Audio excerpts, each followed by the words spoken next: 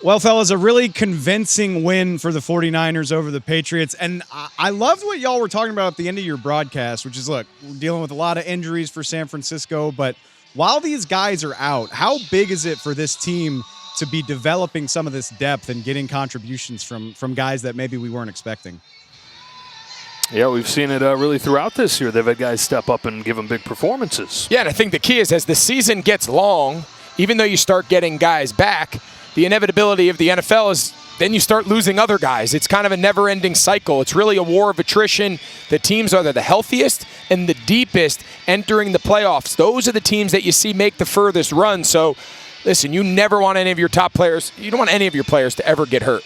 But if they can continue to get guys back slowly while also developing the depth of this roster, come December when everyone's making their playoff push, all of a sudden now you've got a really deep 53-man roster. Now you have something you can work with into the playoffs. The talk leading into this game is that the Niners defense hadn't been up to the standard we're used to.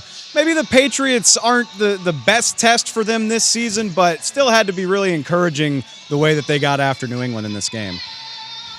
Yeah, I think they had the huge play to kind of get him going today, especially Warner, that pick six, because it was a little too close for comfort for him before that. Yeah, I think the biggest thing today was the takeaways, right? The one, obviously, Warner's pick six, and then Bosa there at the end to kind of put the game away with the strip sack. And the biggest thing for them is they just need to play at this level all the time, regardless of who the opponent is. I think they came in understanding this was a one-dimensional offense, go hard on the run game, get a lead early, and then once you turn New England into a passing offense, they're not built for that. That was kind of our point early in the season. The defense tried to hang on, got away from them, and then it just turns into tee off on Jacoby Brissett, and protection's obviously been an issue for them all season long.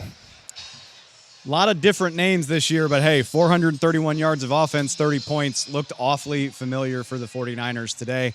Guys, as always, I appreciate it.